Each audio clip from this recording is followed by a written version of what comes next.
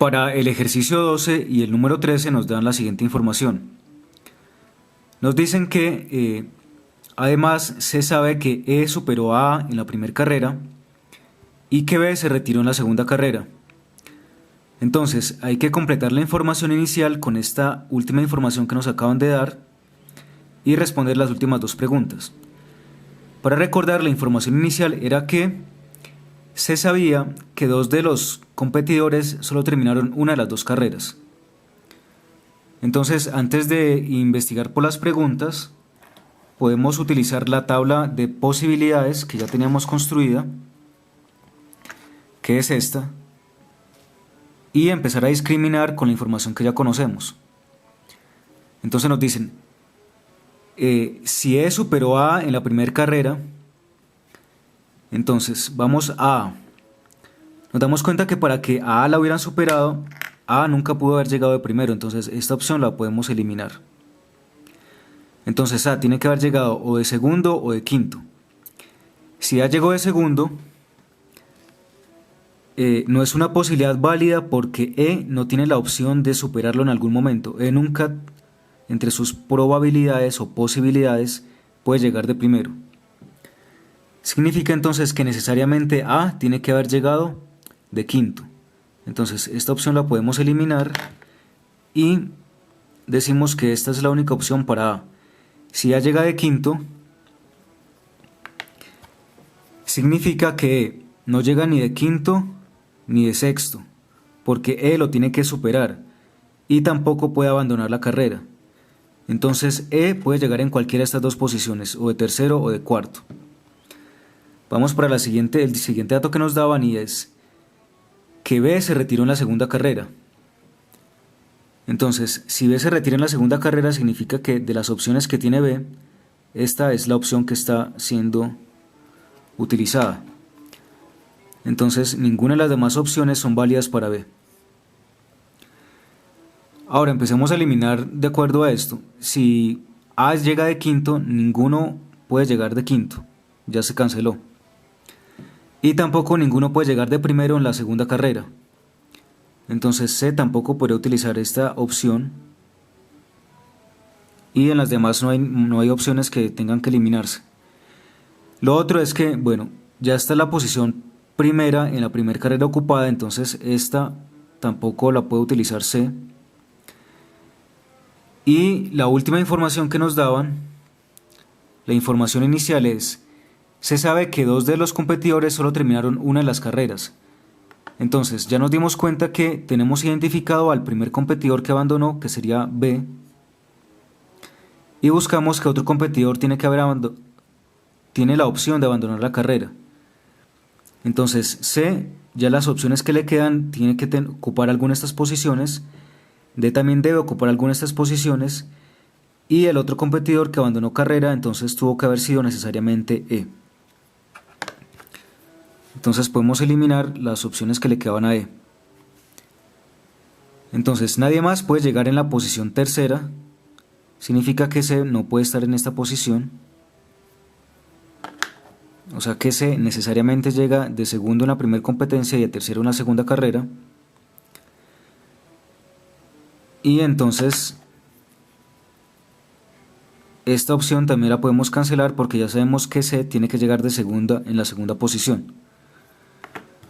Entonces ya con esta información tenemos completa la tabla de en qué posiciones llegaron cada uno de los competidores. Ahora podemos ir a la pregunta. Entonces, la pregunta 12 nos dice: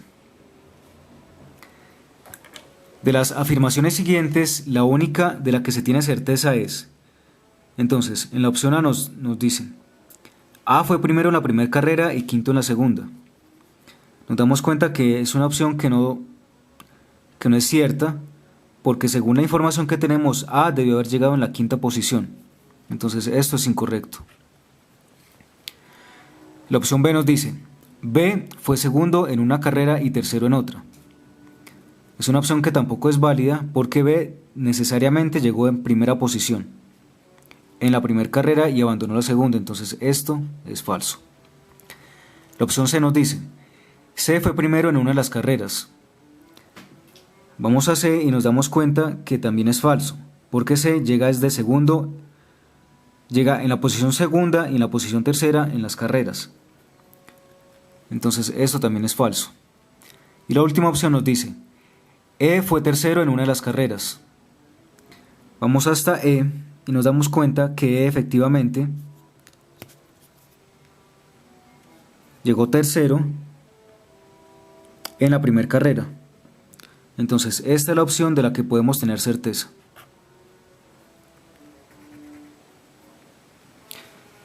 Bien, en la última pregunta nos dicen, de las afirmaciones siguientes, la única verdadera es. Entonces en la primera nos dicen, A superó a B en ambas pruebas. Entonces nos damos cuenta que no puede ser cierta porque en la primera prueba B llega de primer lugar y A llega en el quinto lugar. Entonces esta opción no es verdadera. Nos dicen que E se retiró en la segunda carrera. Vamos a las opciones para E y nos damos cuenta que efectivamente E se tuvo que haber retirado en la segunda carrera. Entonces esta es la opción que es verdadera. Verificamos las otras dos opciones para confirmar nuestra elección. Nos dicen, D ocupó el segundo lugar en la primera carrera.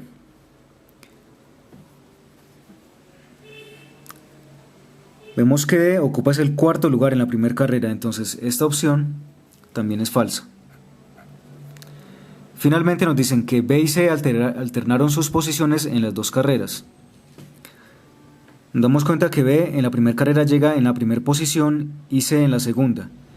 Pero B la segunda carrera la abandona y C ocupa el tercer lugar, entonces no están alternando sus posiciones. Significa que esta opción también es falsa. Finalmente nos encontramos que la única que es verdadera es la opción B. Una anotación final, y es que en este tipo de ejercicios, cuando son varias preguntas las que tienen que resolverse en base a una misma información, lo recomendable es tratar de generar un esquema inicial, como el que se hizo acá, de todas las posibles combinaciones que existen en el ejercicio, y con base en ese esquema uno simplemente empieza a desagregar o agregar la información que cada uno de los ejercicios vaya entregando. Y de esta manera solo hay que hacer un solo análisis general, y las preguntas después se responden de manera muy rápida porque ya se tiene una información tabulada o organizada en un solo esquema, y eso facilita el que pueda hacerse la lectura y el análisis de las demás preguntas, y se evita además el tener que estar repitiendo información, y eso genera un riesgo porque a veces es posible que se omita información que es fundamental. Entonces recomiendo que se intente hacer un esquema donde se resuma toda la información, pero se tiene que ir desarrollando punto por punto, y en base a ese esquema que se haya hecho inicialmente se responden las preguntas. Y advierto que las preguntas siempre tienen que tratar de analizarse de manera individual. Nunca se puede considerar que la información que dan en esta pregunta se puede utilizar, por ejemplo, para tratar de aclarar información que aparece en esta pregunta, porque a veces están escritas de tal manera que entran en conflicto. Entonces las preguntas siempre se tienen que analizar de manera independiente. Lo que sí se puede agrupar es la información que entregan como información general del ejercicio. Esa información siempre se puede agrupar y siempre se puede tener organizada y ser usada. Pero las preguntas nunca las traten de combinar entre ellas.